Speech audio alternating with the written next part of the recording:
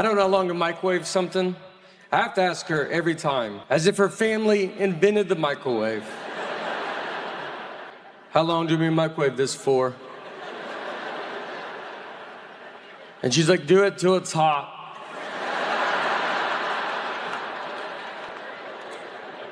It's like, but I know you know a number, you know?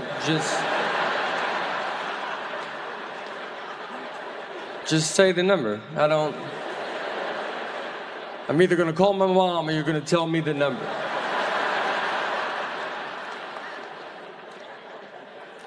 If she doesn't tell me, I type in 90 minutes and I walk away.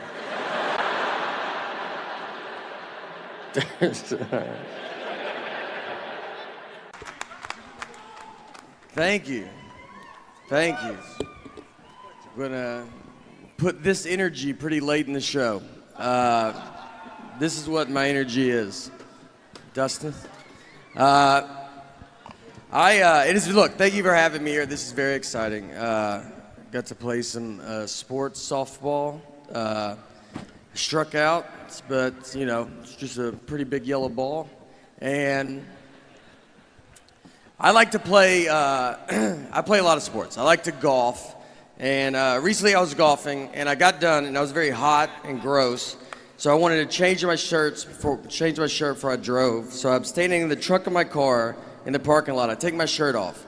And this old man walks up and he goes, "Olivia?"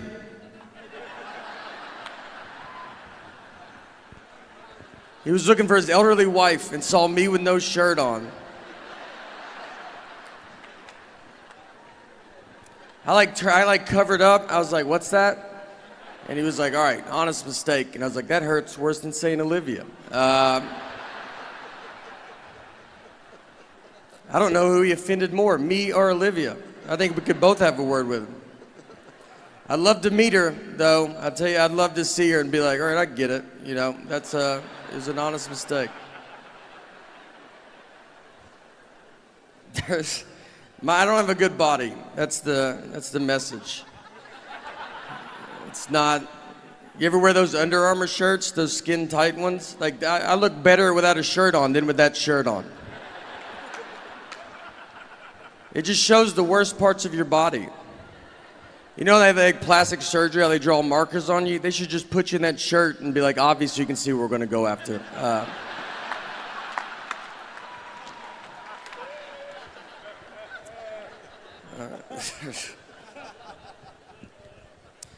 I did do some sports growing up. I played baseball, and when I was 13, I was playing baseball. One time I was up to bat, and I got walked. So I take my base, I get to first base, and I turned around, and the catcher was still standing there, and he was holding the ball. He's like staring at me, like he was daring me to run. And I was like, "All right, dude, I'm gonna go." So I ran, he threw it, overthrew second base, ball goes in the outfield. I run to third base, the outfield grabs the ball, they overthrow third base. My third base coach is telling me to go home. This is about to be an inside the park home run off a walk. I won't be on SportsCenter. This is the biggest play that's ever happened in baseball. I slide, there's a play at the plate, and the umpire then tells us that it was only ball 3.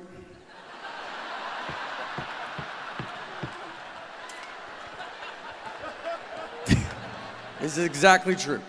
So, I've got to get up, everybody's got to get up. I got to get my bat right where I left it. I got a bat again. It's 3 balls, 2 strikes. Next pitch, immediately strike out. I'm exhausted and just over baseball. Here's what I learned though that day. Here's what I learned. I learned that if you're confident, you can get away with quite a bit. Because no one tried to stop me, and they should have. They knew I wasn't supposed to go. That's why the catcher was holding the ball, because he was like, "I don't think he's supposed to be going yet." And then I just run to second. He's like, "Guess I'm wrong. No one's that dumb." And then he launches it into the outfield, who's barely paying attention. The umpire figures it out, but it's just easier to let me get back to him.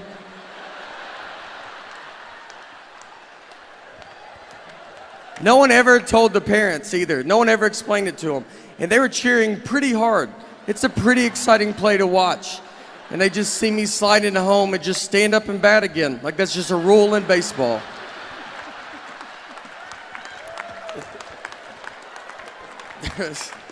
And you know what? What's funny too? The year before, I got a legit triple off a walk. So in that moment, I'm like, this is just what I do. You know, like I was like, don't walk me. Like this is my thing. All right.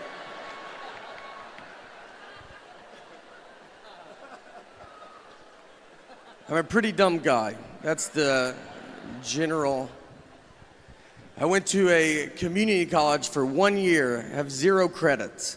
0. My loan was like $40. I paid cash. All my classes were outside. We never went inside the building. We would meet at a picnic table outside because our teacher was like, you guys will all be working outside one day. So.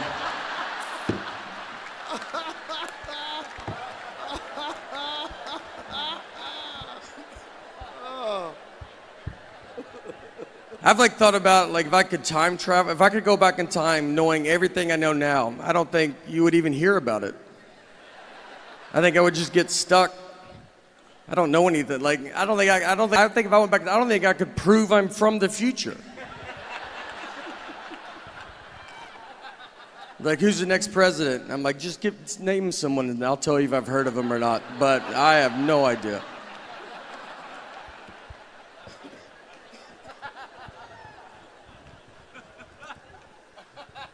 I am married as well. It's fine, you know, you just do it.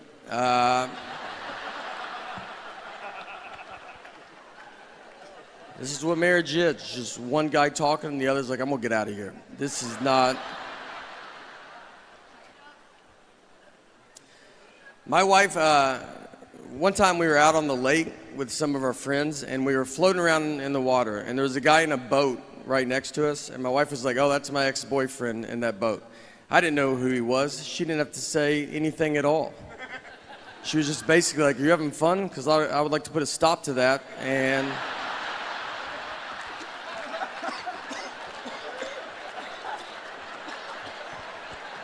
make you stare at this guy.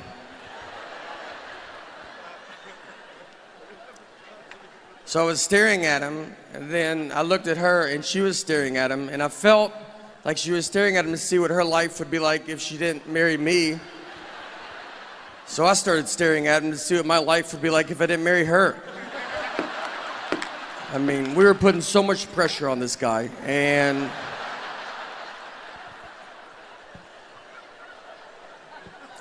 nothing happened. We basically just realized we don't have a boat, but my friends were like, you shouldn't try to fight him. Why didn't you go fight him? I was like, I don't know, because I would have had to swim over to that fight. I don't know how intimidating that is for a guy to see a head in a life jacket floating his way.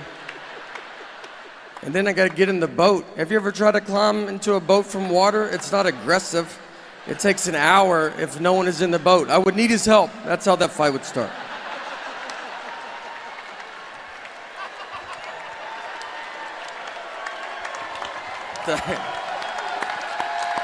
Oh, thank you. Is this, all right.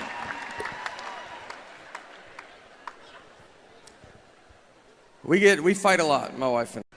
She'll just if we get in a fight, she'll give me the silent treatment. And the silent treatment is very common. Everybody knows what it is. And I think you're just born knowing it. I don't think you're taught it. You know, it's just like something that's inside of you. Here's what made me realize that. I was rewatching the movie Sixth Sense. And look, I'm not trying to do a 6-inch joke. This is a 20-year-old movie. I mean, look how old he is now, Haley Joel Osment. It's that many years ago. That's the baby. It's 20 years old. I also have to spoil it for you, but again, it's 20 years old. So if you haven't seen it by now, then I don't know what to tell you. But think about when you saw this movie for the first time. None of us knew he was dead too, by the way, just so you know. And if you haven't seen it, like, that's a pretty big part of it. But For those that have, think about it. When you saw this movie for the first time, none of us knew he was dead. That was the biggest surprise we've ever seen in a movie. We just thought his wife wasn't talking to him for like a year. That made more sense to us than him possibly being dead.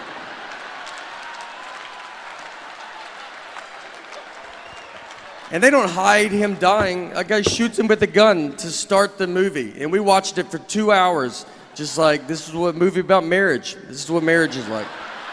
Even if you get shot, it's your fault.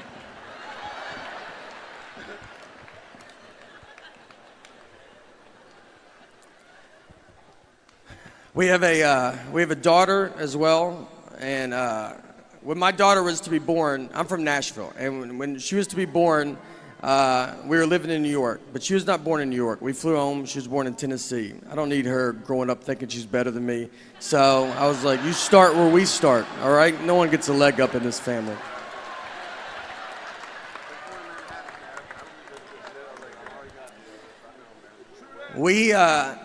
I love having a kid. Kids have very weird energy. Like their energy is like they want to fight you. They stare at you. They stare at just strangers for so long.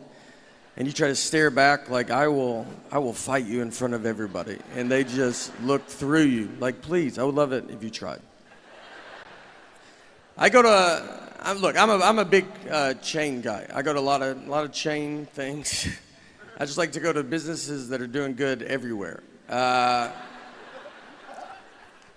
a big McDonald's fan. I go there quite a bit, and I take my friends, and every time I go in there, they're like, I haven't been here in forever. It's like, don't act like I'm the one keeping them afloat, all right? They're doing real good. So I went in with a buddy of mine, another comedian named Louis J. Gomez, and me and Louis, we go in, we ordered our food at McDonald's, and we sit down at our table. And then Louis went to the bathroom. He left me alone with his food. So I was like, you know what? I'm going to play a prank on him. So I grabbed his hamburger, I unwrapped it, I took a bite of it, and I wrapped it back up and put it back on his tray. That's my big prank, right? Like when he comes back from the bathroom, I'll be like, dude, did they just eat your burger? That's crazy that they're doing that, right? Is that crazy? It's a dumb prank. It's harmless. It should never leave the table. All that should happen is Louis should come, he should open his burger, and his first reaction should be to look at his best friend who's sitting with him, who also, by the way, dabbles in comedy. And just be like, hey, I just want to run this by you before I unexpectedly go freak out on this entire McDonald's. That's what I thought would go down. Just a little, hey, did you touch my food the only time it's out of my sight? I just want to know before I try to fight a group of people that are going to be pretty confused on why they're fighting. But instead, I got to learn I'm friends with a lunatic and a guy comfortable fighting McDonald's employees because he opened his burger and could not have ignored me quicker. He looked at them so fast, almost like he expected them to do it, like it's happened before. And he's like, again with this. I will fight all of you till I find out who ate my burger. And he gets up, he starts walking towards them. I can't believe it's working. We have gotten so much farther than I'm prepared to get. So I just grabbed him. I go, dude, I ate it. Like, why would you not look at me once to see if I did this? And I get him to sit down, and it's weird. Like, everybody's looking at us. It takes 10 minutes for people to quit filming us with their phones. And it hits me. I just sit there. I was like, you're gonna get killed one day, man. I was like, let's pretend I'm not here. Let's pretend that someone did eat your burger that worked at this McDonald's. You're just gonna go blindly fight him. Not even try to size him up, see what he looks like. Do you really think you could beat up a guy that is apparently pretty confident in himself, that he's making burgers, he's then eating them, and then he's wrapping them up and just sending them out to whoever? You don't think that guy's probably the greatest fighter of all time? I think you're gonna walk to the McDonald's counter and be like, who ate my burger? And all the McDonald's employees are gonna part ways. They know exactly who you're talking about. And in the very back, you see a guy cracking his neck. He's got his fist in the fryer. Doesn't even know it, just warming his hands up. All right, that's it for me. Thank you guys for letting me come out, honestly. I appreciate it. Food is I still have a problem with food. I love processed food. I love it. I'm a farm factory table guy.